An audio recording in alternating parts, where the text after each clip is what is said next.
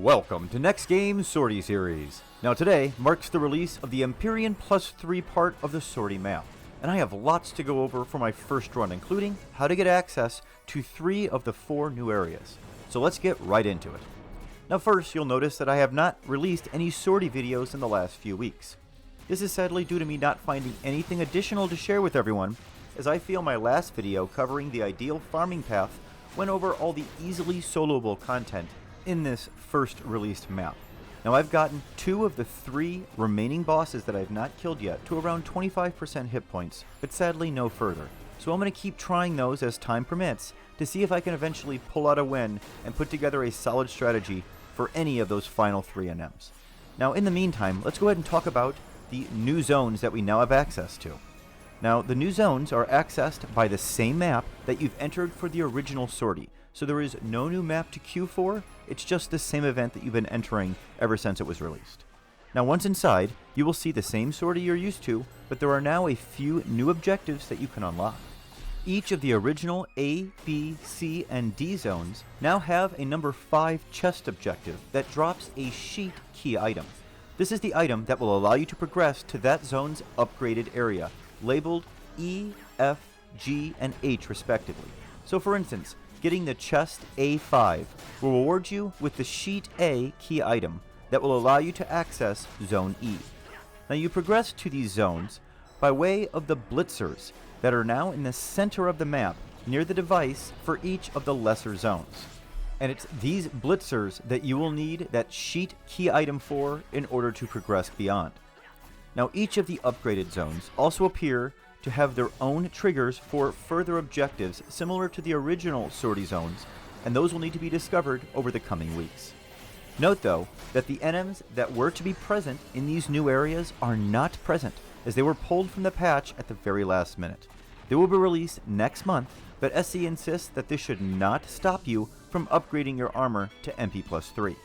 It also appears that the upgraded zones have an Arum coffer that will supposedly spawn if you kill all of the upgraded mini NMs, similar to the Arum coffer in the initial Sortie zone when you kill all 4 of those mini NMs. Next, let's go ahead and talk about how to unlock 3 of these 4 new objectives to get you 3 of the 4 sheets and access to 3 of those 4 new zones.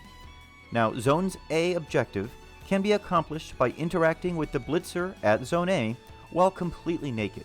Now I ran to it to complete this objective, but it's possible you would be able to warp there. Further testing is required. Keep in mind that all of these sheet key items are permanent, so after you obtain them once, you'll have them forever, so the amount of time it takes you to get the initial time isn't quite as important as it would be to make sure that you can get them in this first run. Next, let's move on to Zone B's objective that can be accomplished by walking to the blitzer in Zone B and having no trust out or other members of your party present. Now the exact conditions of this one are still being worked out, but I tried to warp directly to the B device solo and then click on the blitzer, and that did not work.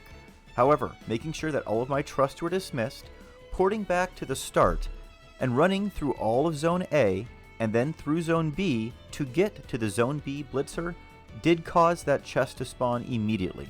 Now I'm unsure if you can shortcut that walk by porting to device A. More testing will be required. Now Zone C's objective can be accomplished by killing the boot NM, respawning Zone C, and then immediately running to the blitzer and touching it before killing any other mobs. Now I tried to just reset the zone before killing the boot NM, and sadly it did not work, so it does look like his death is necessary before resetting Zone C so that you can get C's sheet. Now sadly I've not heard of any word or rumors or clues yet on how it is you can get Zone D's sheet, so I'll be sure to post a follow-up video on how to obtain it in the coming days. Now at this point in my first run, I had about 20 minutes left, so I headed for Zone E to see what it looked like. Now Zone E consisted of many amorph type mobs that seemed to be best killed by magic burst, similar to the mobs in Zone A. I pulled the Botulus NM, and I would put his difficulty at around the level of taking on the Gajot NM, and he took me about 5 to 7 minutes to kill, and it will depend on just the amount of magic damage you can do, because that's the best way to get damage done to this particular NM. Now sadly, I was not rewarded with anything by killing him, but others have reported getting a coffer with the Zone E medal inside, So some trigger seems to be needed and not just the kill itself in order to get this coffer to appear. Next, I went ahead and killed 2 of the amorph mobs that were in that initial starting area. They were both around level 140. Now they took a bit to take out, but really weren't too much of a challenge. Note though that I did get my first glitch of the run here, and when my auto target switched to the Flan, it locked me onto Monborough for some reason. Now I was unable to disengage or do anything and had to manually select all abilities and spells for the remainder of the kill of this Flan. Now I doubt many will see this glitch, but thought I'd at least mention it in case others have the same issue today.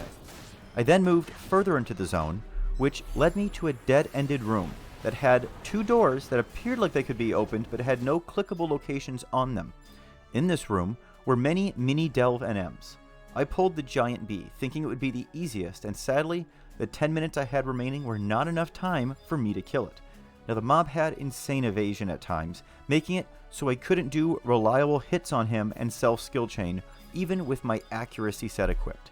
Now at this point I was thinking maybe it was because I was taking this particular mob on the wrong way, so I switched to piercing damage to see if that would allow this aura or whatever it was giving the mob an insane amount of evasion to go away. Sadly, after switching to daggers and using many eviscerations, I saw no difference and my damage was actually substantially less. So I swipped back to my katanas, and by that point it looked like the evasion buff had worn off, but it would always return a short time later. Now I was playing with so many different ways to try and damage him that hate kinda got wonky at the end of my fight, and he ended up running behind a door, one of those 2 doors that I told you I could not target or open, where I think one of my trust had run.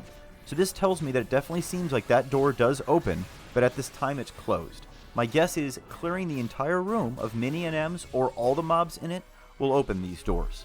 Now I have another run stored up, so I'm going to go ahead and get some ambuscade runs in for those videos, and then try again later today to see what more can be learned, and I'll be sure to release those findings as quick as I can get them out. Now in regards to the MP+3 gear itself, I'm excited about some of the options these new pieces give us. I'll be releasing an updated video in my A Guide to Ninja series going over where this new gear excels. That's going to be it for this intro to the new Sortie map. I hope you found that helpful. If this is your first visit to my channel and you enjoyed the content, please be sure to click the subscribe button under the video and the bell icon next to it to be notified when my future videos are released. Thanks so much for watching everyone, we'll see you next time. Stay safe and stay healthy out there.